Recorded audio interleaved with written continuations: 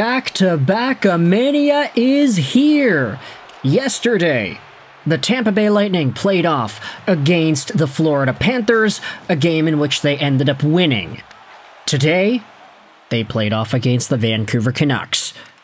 Tomorrow, the Vancouver Canucks will play off against the Florida Panthers. So, yeah, it's kind of a weird Eastern triple threat swing that you're seeing here out of the Lightning, the Panthers, and the Canucks.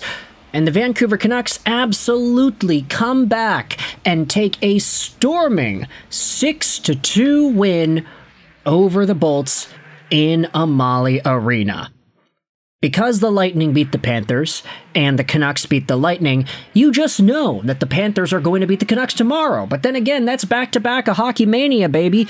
Tampa, you can say, second half of a back-to-back. They're retired. They're playing a Canucks team that's just coming in with some rest after Carolina.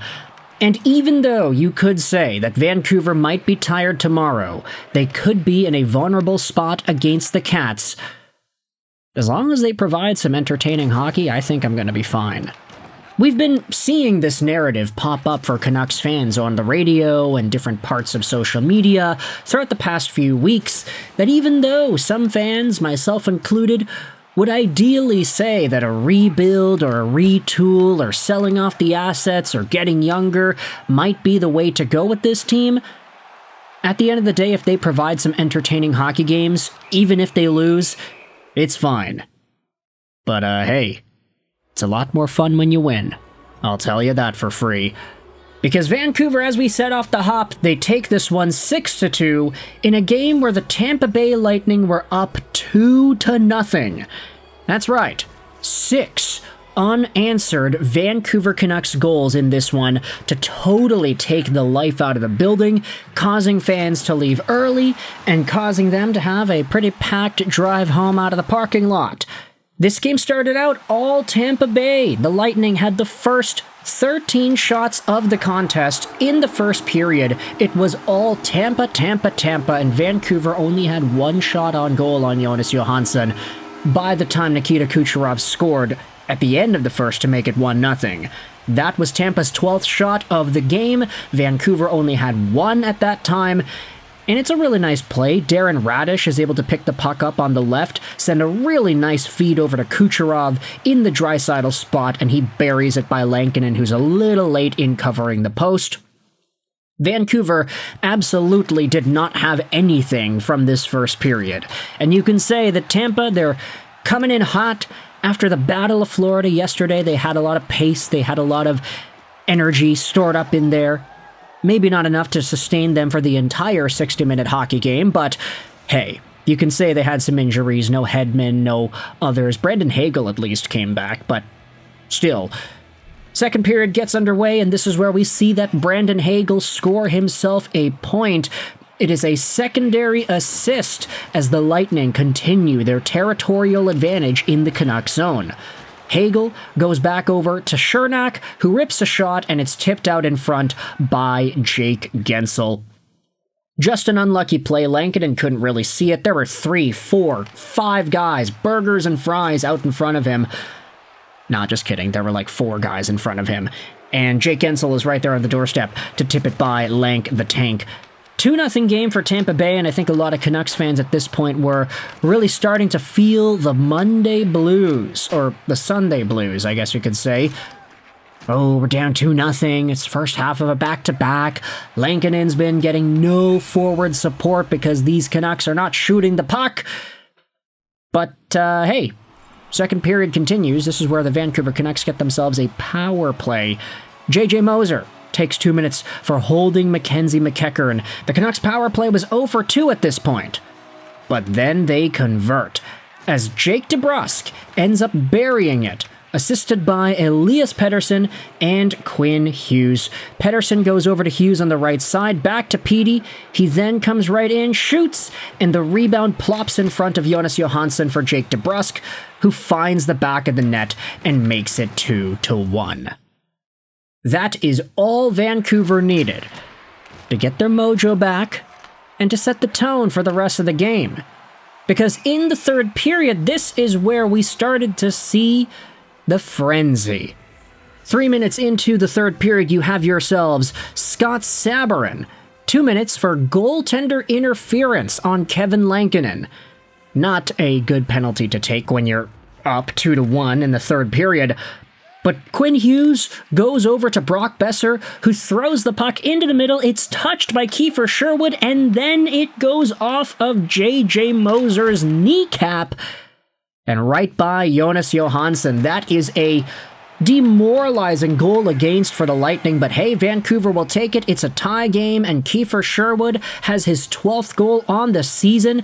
Just 43 seconds after that, you have MacEachern, who throws a puck towards the goal, and it's Linus Karlsson right in front, who tips this one by Jonas Johansson.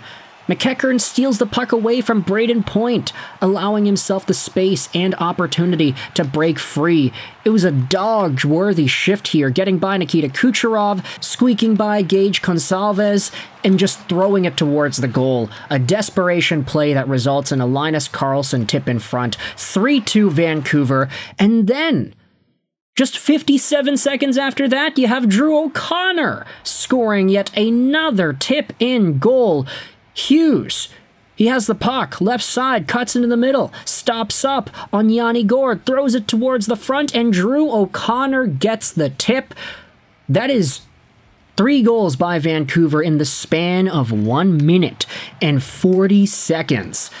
That's not a lot of time, but Vancouver is on the board here, and Quinn Hughes at this stage of the game, well, he's got 3 assists. I'm feeling grateful because I already had a big enough lead in fantasy hockey this week to walk away relatively unscathed, despite the fact that Quinn Hughes was scoring like a maniac in this one. Quinn Hughes wasn't done yet either, because just 8 minutes after Drew O'Connor made it 4-2, you had MacEachern, who made it 5-2. Hughes goes around the Tampa net, passes it back to Hronek, one-time shot, and it's MacEachern on the side of the goal that is able to bury it in. He had a goal and an assist in this game, that MacEachern. Who would have expected that? Now, I will say, before it became 5-2, the Tampa Bay Lightning did actually score themselves a goal to potentially make it 4-3.